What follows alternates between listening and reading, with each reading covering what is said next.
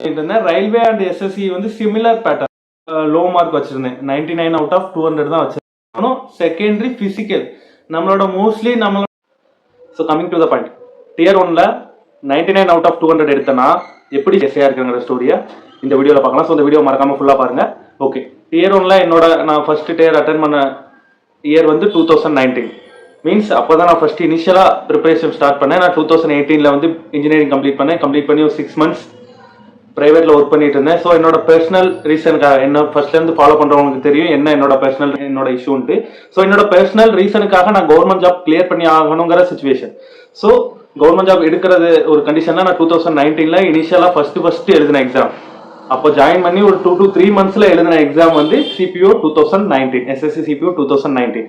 So நான் அந்த எக்ஸாமில் வந்து என்னால் ஃபுல் அவுட்புட் காட்ட முடியல. பிகாஸ் என்னோட ப்ரிப்பரேஷன் டைம் வந்து ஒன்லி 2 to 3 months தான். நான் ஜஸ்ட் ஒரு எக்ஸ்பீரியன்ஸ் கெயின் பண்றதுக்காக தான் அந்த எக்ஸாம் போய் நான் அட்டன் பண்ணேன்.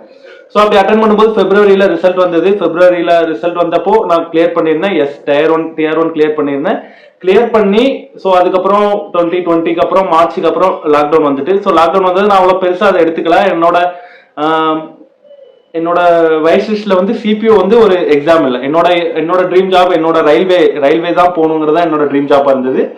ஸோ ரயில்வேக்காக ப்ரிப்பேர் பண்ணிட்டு இருந்தேன். ரயில்வே அண்ட் எஸ்எஸ்சி வந்து சிமிலர் பேட்டர்ன் தான்.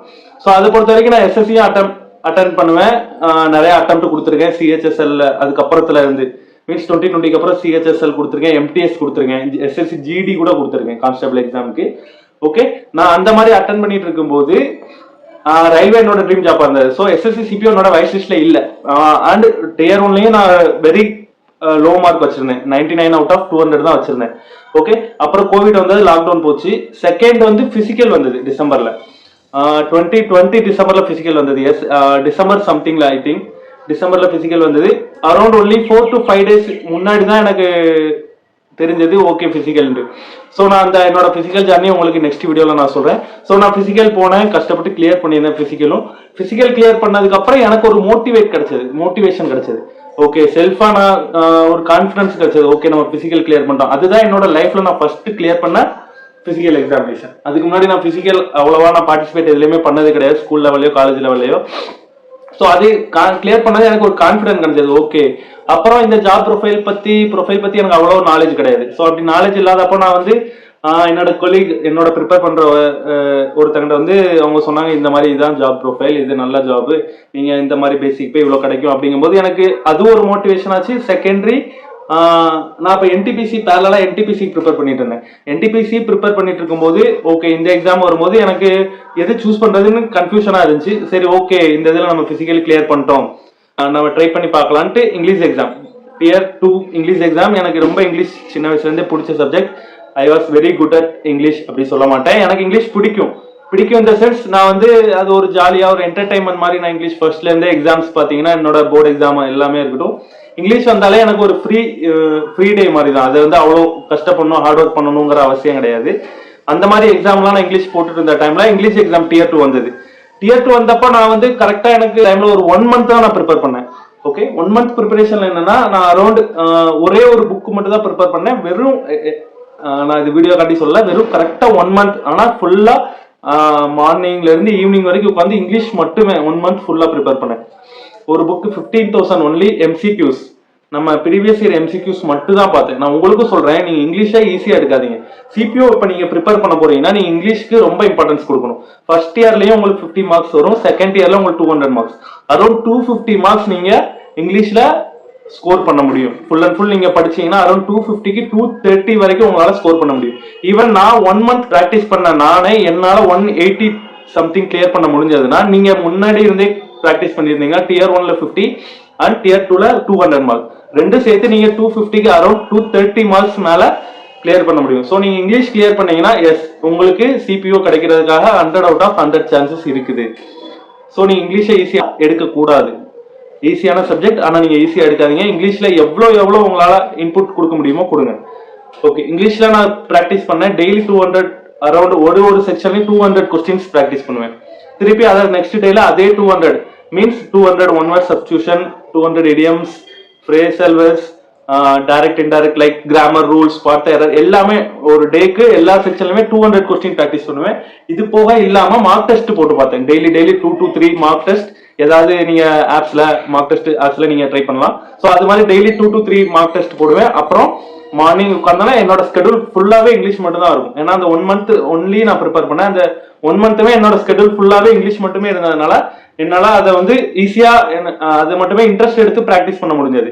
ஸோ நான் அந்த மாதிரி டெய்லி 1000 அரௌண்ட் 1000 to 1200 கொஸ்டின்ஸ் வரைக்கும் போட்டு பார்ப்பேன். செகண்ட் டே நெக்ஸ்ட் டே வந்து அதை ரிவைஸ் பண்ணுவேன். ஸோ இப்படி ப்ராக்டிஸ் பண்ணதுல என்னால் இங்கிலீஷ் வந்து 200 out of 170+ எடுக்க முடிஞ்சது. அதுவும் அந்த எக்ஸாம் டைம்ல கொஞ்சம் டைம் மிஸ்மேனேஜ்மெண்ட் பண்ணதுனால என்னால் ரீடிங் காம்ப்ரிஹென்ஷன்ஸ் 20 கொஸ்டின்ஸ்ல அரௌண்ட் என்னால் ஒரு 10 கொஸ்டின்ஸ் வரைக்கும் தான் ஃபில் பண்ண முடிஞ்சது. ஸோ அதில் 10 கொஸ்டின் நான் வந்து ஸ்கிப் பண்ண வேண்டிய நிலைமை ஆகிட்டு டைம் கிடைக்காதனால. ஸோ டைமே நீங்கள் எஃபெக்டிவ்லி யூஸ் பண்ணணும். ஸோ இங்கிலீஷ் தானே நம்ம ஆப்ஜெக்டிவ் தான் ஒன்றும் சால்வ் பண்ண போறது இல்லை அப்படின்ட்டு டைமை நீங்க ஈஸியா எடுத்து நீங்க வேஸ்ட் பண்ணக்கூடாது. ஸோ நான் எப்படி பண்ணேன்னா ஃபர்ஸ்ட் அட்டெம்ப்ட் இங்கிலீஷ்னால நான் திருப்பி அதை ஓகே ஃபர்ஸ்ட் ஆப்ஷன் சூஸ் பண்ணிட்டு திருப்பி ரீவெரிஃபை பண்ணேன். ஸோ ஒவ்வொரு கொஸ்டின்லையும் அப்படி திருப்பி ரீவெரிஃபை பண்ணும்போது எனக்கு ரொம்ப டைம் வேஸ்ட் ஆச்சு. அந்த டைம் வேஸ்ட் ஆனதுனால என்னால் ரீடிங் காம்ப்ரிஹென்ஷன் ஃபுல்லா என்னால் கம்ப்ளீட் பண்ண முடியல. ஸோ அதனால என்னால் ஒரு 10 கொஸ்டின் அரௌண்ட் ஸ்கிப் பண்ண வேண்டிய சுச்சுவேஷன் ஆயிட்டு. ஸோ நீங்க ட்ரெண்ட் பாத்தீங்கன்னா தெரியும் கட் ஆஃப் சிபிஓக்கு சிஏபிஎஃப் எஸ்ஐக்கு என்ன கட் ஆஃப் வருது 400 அவுட் ஆஃப். இப்போ கூட 300 சம்திங் தான் வந்துட்டு இருக்கு. 300 310 320 இது மாதிரி தான் வந்துட்டு இருக்கு. உங்க கேட்டகரி டிபெண்ட்ஸ். ஓகே நீங்க இதுல நீங்க 250 மார்க்ஸ் உங்களுக்கு இங்கிலீஷ் மட்டுமே இருக்கு. ஸோ நீங்க இங்கிலீஷ் மட்டும் 250 மார்க்ஸ் அண்ட் ரீசனிங் அப்புறம் அது போக ஆப்டி அப்புறம் ஜென்ரல் அவேர்னஸ் இதுல நீங்க கொஞ்சம் நீங்க கான்சென்ட்ரேட் பண்ணி நல்லா ஸ்கோர் பண்ணாலும் நீங்க ஆப்டி அண்ட் ரீசனிங்ல உங்களால ஃபுல்லா முடியும். ஸோ நான் என்னோட ஸ்ட்ராட்டஜி என்னன்னா நான் ஜிஎஸ்ல வந்து அவ்வளவு இம்பார்ட்டன்ஸ் நான் வந்து அவ்வளோ இன்டெப்தா படிக்க மாட்டேன். நான் maximum repeated questions and static GK ஃபுல்லா தரவு பண்ணேன். அப்புறம் அந்த ரிப்பீட்டட் கொஸ்டின்ஸ் மட்டும் பார்த்தேன். ஸோ உங்களுக்கு நான் கொடுக்குற அட்வைஸ் அதுதான். 250 மார்க்ஸ் இங்கிலீஷ்க்கு பொறுத்த வரைக்கும் 250 மார்க்ஸ் 250 மார்க்ஸுமே நீங்க நல்லா தரவு பண்ணணும். ஃபர்ஸ்ட்ல இருந்தே நீங்க அதை இனிஷியேட் எடுத்து நீங்க படிச்சீங்கன்னா 250க்கு அரௌண்ட் உங்களால 230 போட முடியும். 230 to 220 போட முடியும். அப்புறம் ஆப்டி அண்ட் ரீசனிங்ல உங்களுக்கு 100 மார்க்ஸ் இருக்கு.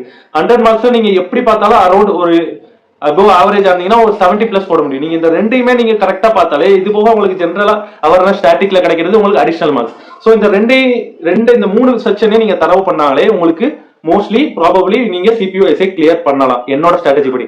இப்போ இப்போ என்னால நான் 1 month இதுல இருந்து நான் 1 month டைம் எடுத்தாலும் என்னால முடியும். இங்கிலீஷ் என்னால ஃபுல்லா கம்ப்ளீட் பண்ணேன். ஸோ இந்த கான்ஃபிடன்ஸ் உங்களுக்கு வேணும். என்னால இங்கிலீஷ் என்னால முடியும், என்னால போட முடியும். ஹோப் இந்த வீடியோ உங்களுக்கு யூஸ்ஃபுல்லா இருந்திருக்கும்னு நினைக்கிறேன். இப்போ நீங்க ப்ரிப்பேர் பண்ணிட்டு இருப்பீங்க, கொஞ்சம் நிறைய பேர் சிபிஓ ப்ரிப்பேர் பண்ணிட்டு இருப்பீங்க. என்னோட ஆசை என்னன்னா நான் ஒரு 1000 மெம்பர்ஸ் உள்ள பேட்ச்ல நாங்க தமிழ் பீப்புள்ஸ் வெறும் 2 to 3 தான் இருந்தோம் என்னோட பேட்ச்ல. கம்பேரிட்டிவ்லி 350 பீப்புள்ஸ்ல நாங்க வெறும் 3 people தான் இருந்தோம். 3 கேண்டிடேட்ஸ்னா நம்மளால ஒரு 1% கூட நம்மளால ஃபில் பண்ண முடியல ஆல் ஓவர் இந்தியா வேகன்சில சிபிஓ. என்ன ரீசனா இதுதான். யாருக்கும் மோஸ்ட்லி இதுக்கு இப்ப மேபி அவேர்னஸ் இருக்கலாம். ஆனா நான் இன்னும் நிறைய அவேர்னஸ் வேணும். இதை எப்படி நம்ம கிளியர் பண்ணலாம், என்ன ஸ்ட்ராட்டஜில கிளியர் பண்ணலாம், நம்ம எவ்வளவு ஈஸி இந்த இதை கிளியர் பண்றது அப்படிங்கிற ஒரு ஜென்ரலான ஒரு வியூ வேணும். அந்த வியூ வச்சு நீங்க ப்ரிப்பேர் பண்ணீங்கன்னா உங்களால ஈஸியா 100% கிளியர் பண்ண முடியும் ஃபர்ஸ்ட் அட்டெம்ப்ட்லயே என்ன மாதிரி. அண்ட் இங்கிலீஷ் நீங்க மறந்துடாங்க. இங்கிலீஷை நீங்க எப்பவுமே டியர் 2க்கு 200 மார்க்ஸ்க்கு ப்ரிப்பேர் பண்ற மாதிரி இங்கிலீஷ் ப்ரிப்பேர் பண்ணுங்க. 50 மார்க்ஸ் தானே எதுவும் ஒமிட் பண்ணாதீங்க. 50 மார்க்ஸ் நீங்க எப்போ 200 மார்க்ஸ் ப்ரிப்பேர் பண்றீங்களோ அப்போ உங்களால ஈஸியா 50 மார்க்ஸ் ஸ்கோர் பண்ண முடியும். இது மாதிரி இன்னும் நிறைய சிபிஓ வீடியோஸ் உங்களுக்காக வந்துட்டு இருக்கு. Until then, bye. Stay tuned for next video.